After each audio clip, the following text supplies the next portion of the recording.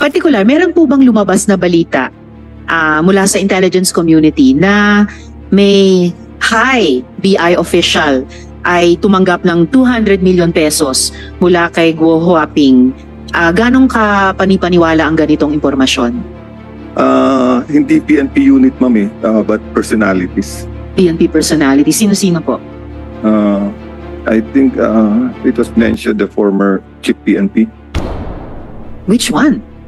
Madam Chair, hindi na tayo nabibigla kung even the highest police officer pwedeng maging involved dito. Kaya nga po sinabi natin the importance of this committee deliberation, dahil kung hindi po tutuldukan itong evils of Pogo, hindi lang mayor ng Bamban ang kayang i-produce ng mga illegal activities ng Pogo. I'm sure easily they can produce congresspersons, even senators, and someday probably a Pogo-sponsored president. Merong sinabi si General, wala pa ako dito kaya, General Villanueva, retired General Villanueva, na meron daw isang former chief PNP receiving a monthly payroll from you. Pwede bang malaman kung sino itong former chief PNP? I'm concerned because I am a former chief PNP. Baka mamaya, merong lalabas na script dyan na si Bato ay tumatanggap ng pera galing sa'yo. Kakapasok lang na balita. Grabe, nagulat ang Senado sa mga isiniwalat ni Alice Guo na ang dating PNP chief daw ang tumulong. Galit na galit si Senator Bato de la Rosa. Hindi daw siya ang tumulong. Nagsalita na si Alice Guo. 200 milyong daw ang binayad. Ayon sa nakalap nating impormasyon, isang matinding revelasyon ang sumambulat sa Senado ayon kay Senator Joel Villanueva. Matapos kasi ang mahabang pag-aanalisa patungkol sa ginawang pagtakas ni ex-mayor Alice Guo. Dating PNP chief pala, tumulong binulgar na nagpatakas daw sa kanya. Tumatanggap pa daw ito ng pera, galit na galit si Senator Bato. Linawin daw ito ni Alice Guo, baka isipin siya dating PNP chief na tinutukoy daw nila. Particular, meron po bang lumabas na balita mula sa intelligence community na may high BI official ay tumanggap ng 200 million pesos mula kay Guo Huaping? Ganong ka panipaniwala ang ganitong impormasyon? Madam Chair, dun sa amount po na 200 million, na nakakuha po tayo ng intelligence information with regard to the amount, pero with regard to dun sa tumanggap po ng that amount na isang BI personnel or associated sa BI, wala pa ho, pero we're still validating. We're part of the investigation, Madam Chair. Kailan nyo na po mabavalidate? Kasi nabanggit ko na po ito sa previous hearing at sinabi na rin po ng BI noon na iniimbestigan nyo na noon. As the soonest, Madam Chair. But when is the soonest, sir?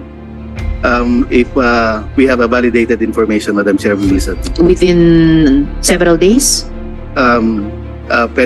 Yes, ma'am. Yes, ma'am. Madam Chair. How many days po? 3 days? 1 week? I'm sorry, Madam Chair, but I cannot commit. I can only commit if there's a validated information, Madam Chair. Of course, I understand that. So within a few days? We will try, Madam Chair. Try your best. Itanong ko rin, before Senator Joel, itanong ko rin itong parehong tanong kay General Villanueva. Kapanipaniwala ba yung ganyang impormasyon na mayroon daw mataas na BI official na tumanggap ng 200 million para patakasin si Guo Huaping? Good morning, Madam Chair. Actually, ma'am, we haven't confirmed yet kung talagang may mga usap-usapan po within the intelligence community. Yes. Pero wala pa pong confirmation, ma'am, kung may mga witnesses na mayroon talagang nabigyan. But yun ang usap-usapan ngayon. They're still validating it, ma'am.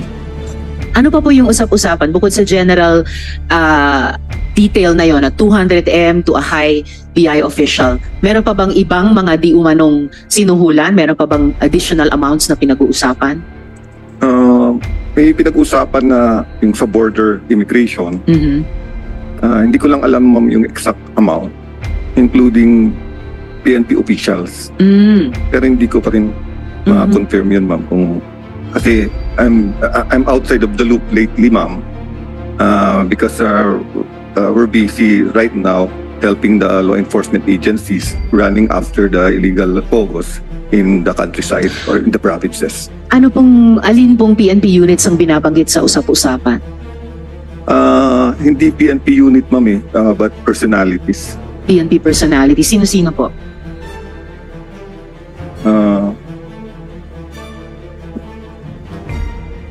I think it was mentioned the former chief PNP. Which one? I don't know, ma'am, but former chief PNP daw. Wow. Alright. Salamat, General Villanueva. Sino pong resource person ng PNP dito? Yes, sir. General Takaka. So we've heard a few of the agencies so far saying nagkukondukta po sila ng internal investigation sa kanila ring mga hanay. Narinig nyo or sa sariling Intel Directorate at units ng PNP, meron din po bang ganitong mga impormasyon, ganitong mga hundreds of millions of pesos in di umano mga bribe amount sa mga matataas na opisyal sa BI at ngayon nababanggit pati isang dating PNP chief pa. Sa inyo pong investigasyon, ano pong lumalabas, General? Good afternoon, Madam Chair. For the part po ng PNP, so far po wala po kaming report with regards po kung may mga nasuhulan na PNP personnel. But despite of that po ay yung aming pong intelligence community ay tuloy-tuloy po ang kanilang pag-coordinate sa ibang agencies para malaman kung may mga PNP personnel na involved, then we will file the necessary case po kung may mga evidence po aming makukuha.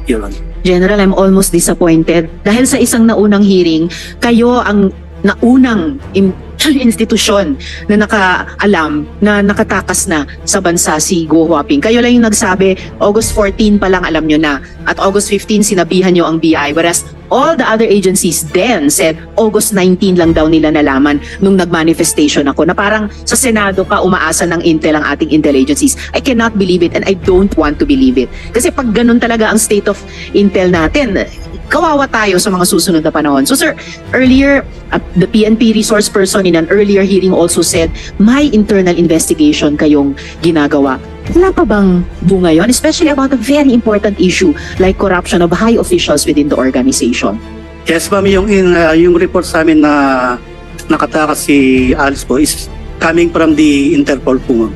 So yun po yung naging information po namin coming from the Interpol po na nakuha po natin. Then yung sa mga allegations po na is ongoing naman po, ma'am, yung aming investigation. Yes sir, pero more than a month ago na po yung August 14 na input ng Interpol.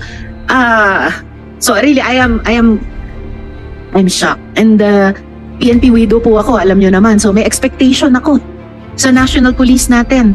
Well, thank you, General, but PNP has to come back with more than that sa komiteng ito. Kami, ginagawa namin yung aming trabaho in terms of investigation, in aid of legislation, but patapos na rin po kami. Step up na dapat talaga ang law enforcement. Salamat, General Takaka. Before I recognize Senator Joel, balik lang, General Villanueva, you mentioned a former chief PNP.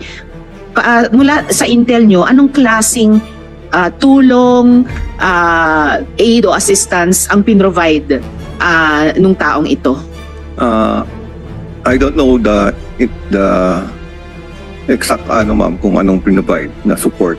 Natayo lang naman na nabanggit sa amin, sir, but hindi pa na-confirm yan, ma'am, kung talagang nagbigay or binigyan or tinanggap or may witnesses. Yun lang po ang naririnig namin, sir, within the intelligence community, but I'm out of the loop po kasi lately, ma'am,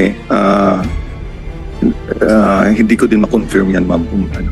I understand, General, pero just to be clear, bahagi ng usap-usapan sa Intel community na a former chief PNP ay on the take kay Guo Huaping. Tama po? Yes, ma'am, yan. Pero hindi ko din ma-ascertain yan, ma'am, kung kanino galing yung report, ma'am.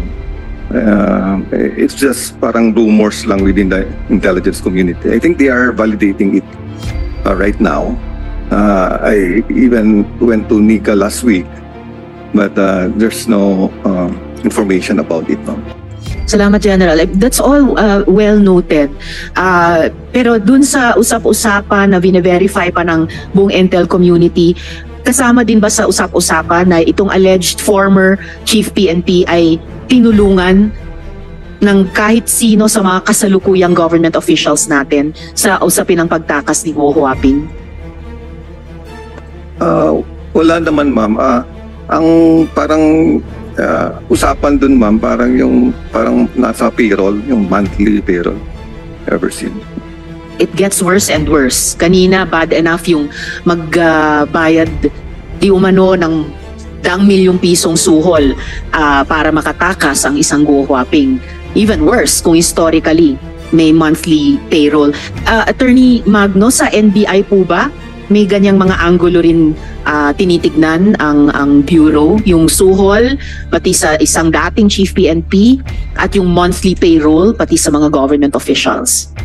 Madam Chair, lahat po yan ay tinitingnan po natin, but at this moment we cannot comment on the investigation and intelligence gathering that we are conducting. Since sa binubuo po naming pag-backtrack at pag-iimbestiga ay kasama po namin tinitingnan niya, Madam Chair. Salamat, Attorney Magno. Kanina nabanggit ni General Villanueva ang NICA. I think I heard we have a resource person here from NICA. Yes, sir. If you could come forward po. Does NICA have anything to tell us at this point? Kung may investigasyon din kayo sa anggulo ng mataas na BI official, mataas na PNP official, ultimong dating PNP chief di umano, o sino mang current government officials na mga tumulong sa pagtakas ni Go Huaping. Nakapanumpa kayo kanina, sir, ano po? Okay, salamat, sir. Yung pangalan po ninyo, sir? Magandang umaga po, Madam Chairperson, the Honorables. I am Director Ferdo Silvio po ng NICA. Katulad po ng sinabi ni Attorney Magno, tuloy-tuloy po yung aming investigasyon dito po sa Pilipinas at kasama po sa ibang bansa. Lalong-lalo na sa Malaysia and Indonesia. Generally po, I cannot give the specific progress. Pero may pagtuloy-tuloy na pag-uusap po ngayon ng aming liaison officers kasama po yung police attaches ng dalawang post, Malaysia at Indonesia. For now po, kung sakali po, I'm sorry I cannot give a comment with regards to the new statement given by General Villanueva. Pero rest assured po ang NICA magbibigay ng developments. Salamat po. Pero yung mga nababanggit ng mga posibleng personalidad at mga posisyong inokupahan nila dati o inookupahan ngayon, kasama po yon sa ongoing investigation ng NICA? O sa fact-finding ng NICA? Sa ngayon po ay priority po namin yon. Kung nakalagay po doon sa ibang mga agenda, priority po namin yan. Makakaso po kayo, Madam Chairperson. Salamat. Madam Chair. Senator Joel.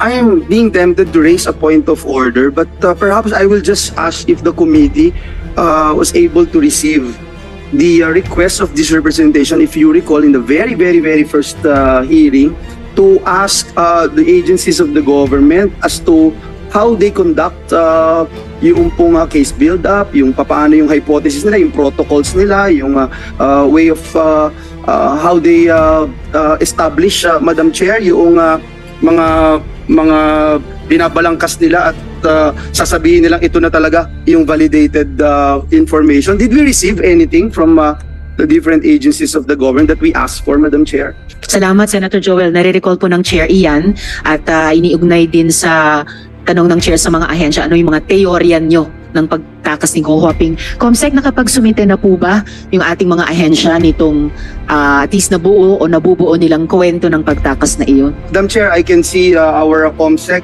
saying wala ni isa pa rin na nagbibigay sa atin. Wala pa rin ni isa. Madam Chair, matatapos na tayo sa hearing na to, wala pa rin na format lang and protocols, papaano nila ginagampanan yung tungkulin nila. Another thing, Madam Chair, that I'd like to raise. Before you raise the other point, Senator Joel, please, the government agencies present today, na sigurado ko lahat kayo ay nandoon sa unang hearing na yon, please submit within the day what you have so far in the last more than a month since that request was made and the Chair asked it from you. All right, please.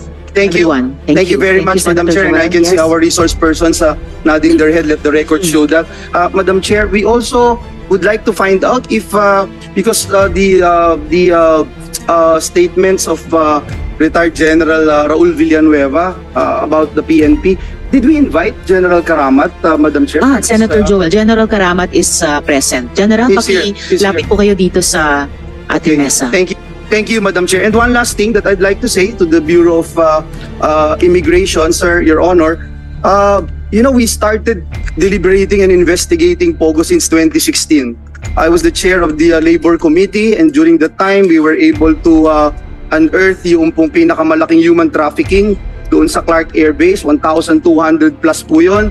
Kinomend pa po namin, natatanda ko si Senator Sherwin saka si Senator Nancy, kinomend pa namin yung Deputy Commissioner, and then a few days later, lumabas po yung video ng Deputy Commissioner, nandun ang hihingi ng 50 million na cash. Nakita ho yun, at ngayon I think nakakulong po sila, si Deputy Commissioner Argosino at isa pang another Deputy Commissioner Robles, no? Madam Chair, hindi na tayo nabibigla kung even the highest police officer pwedeng maging involved dito. Kaya nga po sinabi natin the importance of this committee deliberation, dahil kung hindi po tutuldukan itong evils of POGO, hindi lang mayor ng Bamban ang kayang i-produce ng mga illegal activities ng POGO. I'm sure easily they can produce congresspersons, even senators, and someday probably a POGO-sponsored president. So I hope ang Bureau of Immigration would have the passion right now to clear your agency, sir, kasi ang dami na ho, no? 2 commissioner na yan, tapos ngayon kakatanggal lang nung isang pinalitan po ninyo, noong pong time ng pinag-uusapan nyo SWP, yung Special Working Permits, tayo din po, nilabas ho natin yun dyan sa SM Aura na 5,000 lang yung babayaran mo, pati yung security guard, kasama dun sa mafia ng Bureau of Immigration. Siguro naman marami na ho kayong pinagdaanan, and sana matukoy ho natin, no? Kasi otherwise ang taong bayan, iba na magiging tingin o baka maging iba yung maging pananaw pag sinabing Bureau of Immigration. So sana po, but just one last question. You believe, sir, na meron po nasangkot na personnel ng Bureau of Immigration dito po sa pagtakas ni alias Alice Go? Sir Manahan. Thank you, Madam Chairperson, Your Honor. Sir, hindi ho natin maaalis na wala hong kasangkot ang BI, pero as of this time, sir, I'm sorry, cannot still state with affirmation kung meron pong sangkot na taga-BI. But rest assured, Your Honor, Madam Chairperson, na any accomplice or any involvement of any BI personnel, once ma-establish po namin na involved or may involvement, we will file a criminal and administrative case, and we will submit to this committee. That's why I think, if I may, Senator Joel, I think, Sir Manahan, huwag tayo magsimula na i-concede na hindi natin matatanggal. Mag-aim po na linisin talaga yung Bureau, no? As sinasabi po ni Senator Joel, filing cases is part of it, pero yung simulang-simula ay yung vision nyo na malinis talaga na PI. Yes, Madam Chairperson. Considering this case and moving forward, we will fully take note of the guidance of Senator Joel Villanueva. Thank you, Your Honor. Thank you, Madam Chair. No less than the Secretary himself of the Department of Justice made mention about it. So I'm very sure na meron pong part.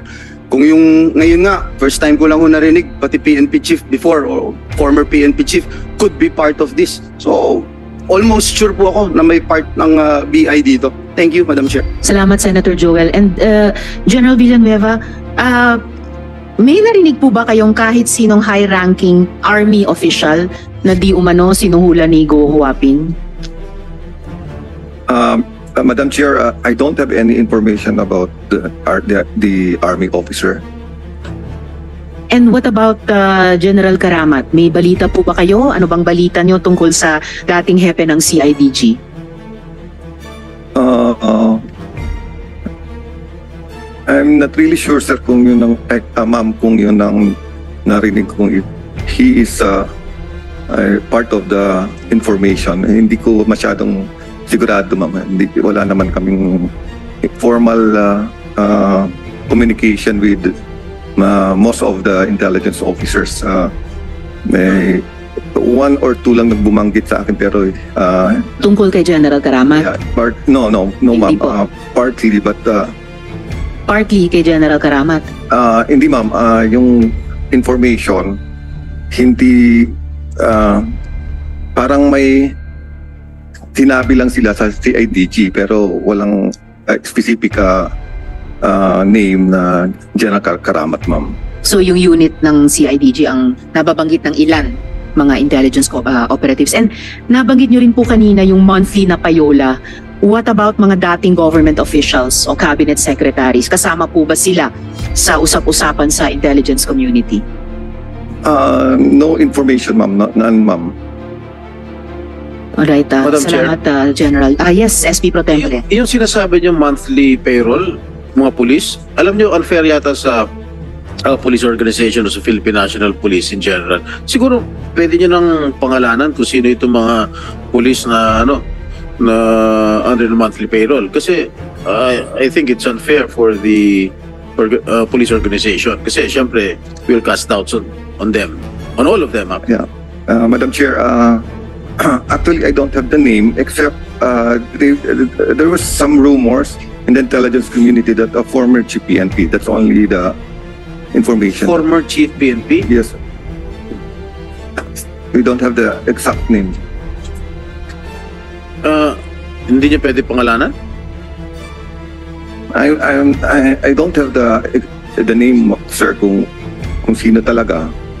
Basta former chief PNP lang. Madam, is that a gossip or? Huh? Anyway, that's why I said, sir, that the intelligence community are still verifying it. They have to confirm it yet. Okay, Madam Chair, before you proceed, I would like to move that we invite the partner of Mayor Kalugay in the next hearing, since Mayor Kalugay mentioned that he has a partner who seems to be running the business interests of the mayor. And according to him, his partner is also the person mentioned by Mayor Kalugay who knows the buyer of Happy Penguin, yung Veronica Soriano. Mayor, I so move, Madam Chair. yes, SP Pro Tempore. Naisulat niyo na po ba, Mayor, yung pangalan nila sa papel? Opo, Madam Chair. Okay, sabihin mo na, our minority leader is requesting us, you to mention the name of your partner. How will we find out? Naisulat ko na po, Your Honor. Iimbitahin naman, ba't hindi rin sabihin yung pangalan? So, sa susunod na pagdinig, iimbitahin namin natin ang partner ni Mayor Kalugay para sumagot sa mga tanong ng mga senadora.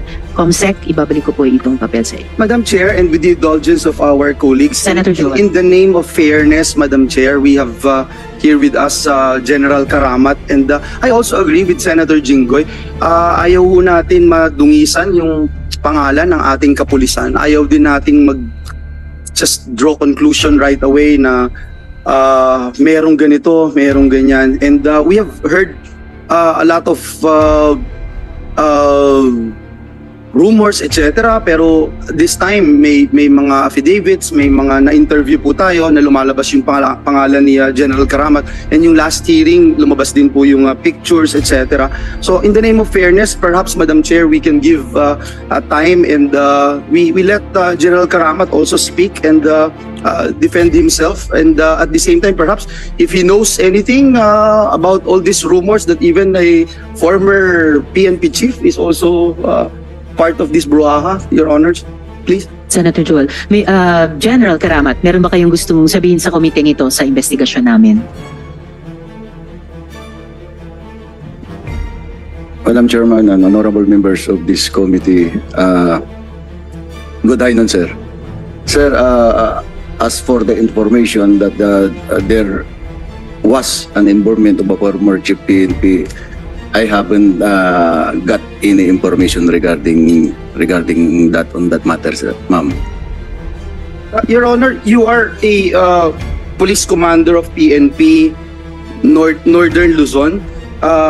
When the time na nagkaroon po ng raid yung PAOK dito sa Zunyuan, is that correct, sir? No, Mr. Chair, Hindi po kayo. I was in the criminal investigation and the director of the CIDG, po kayo. Mr. Chair. Pero by that time po, may humingi ba sa inyong tulong? Or you heard about this raid, sir? Actually, when I was duly designated as the director of the CIDG, we raided Pogo in Banban, the first time that the Pogo in Banban was raided. Kayo po yung nasa Northern Luzon, no? No, Hindi po, no, Mr. pala. Chair, I was the director, Mr. Chair. Yeah, so when the time came na yung PAOK TF po ang nag-raid, wala na po kayo? I was still the director of the CIDG, Mr. Chair. Yes, were you informed about it? No, sir. Did they ask help from you? Did you give any advice to PAOK? I was then on leave. That's the reason why maybe I was not informed of the second raid in the Pogo in Banban, Mr. Kailan Chair. niyo po nalaman, sir, na ni-raid na? After I arrived, sir, from vacation, Mr. Chair. So after you arrived, when was that? A day or two after? Immediately after my vacation, Mr. Chair. So when was that, sir? Is that the same day that they raided, or? I was still on leave when they conducted the raid, Mr. Chair. Opo, nung dumating na po kayo, mga ilang araw na po yun natapos yung raid? I think Kahit estimate lang, sir.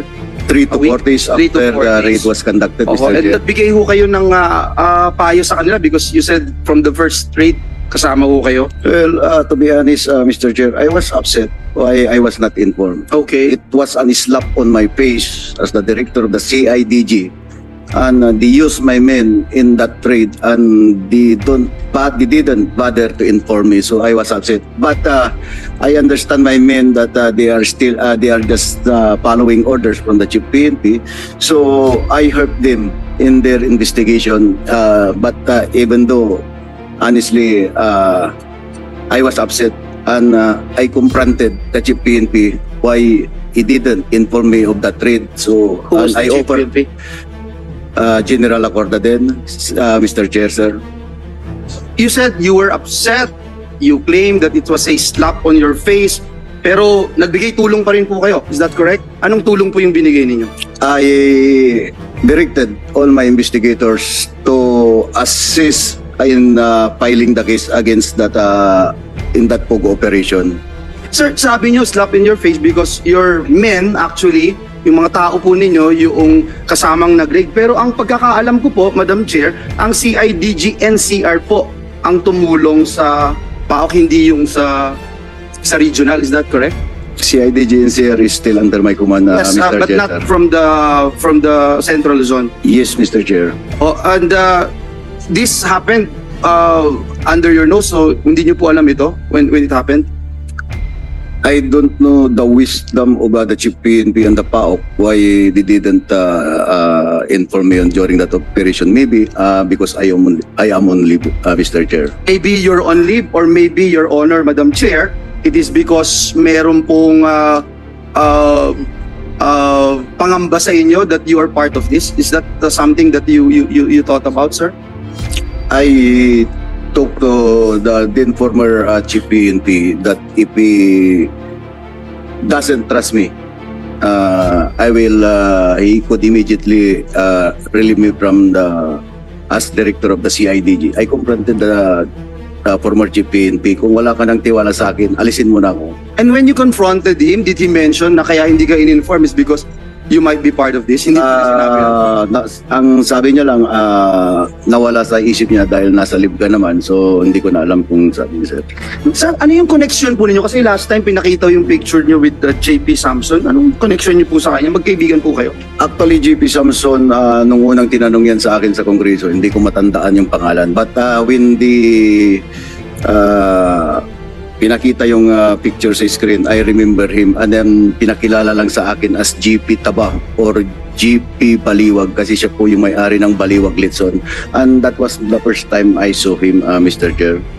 So hindi yung kayo matagal nang magkakilala? Wala kayong pinagsamahan na anumang perhaps business interest or anything, sir? No, Mr. Chair. That was the first time I saw that guy, Mr. Chair.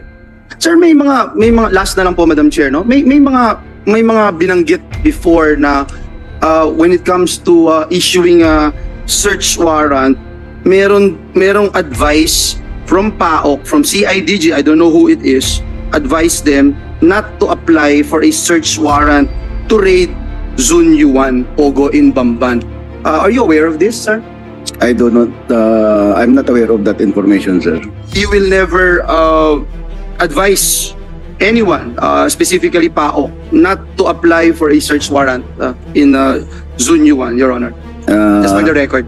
Wala pong ganyan, sir, at hindi ko po under ang PAOK. So, ang director ng CIDG have no power or no reason to Yes, dictate that's the why PAOK. my question is, there is no advice whatsoever coming from your... That's correct, end. Mr. Chairman. Thank you, Madam Chair, and perhaps Salamat. we'll ask PAOK later on Yes. during my time. Thank you. Salamat, Senator Joel. Yes, gusto Alice, si Wesley Go is your brother.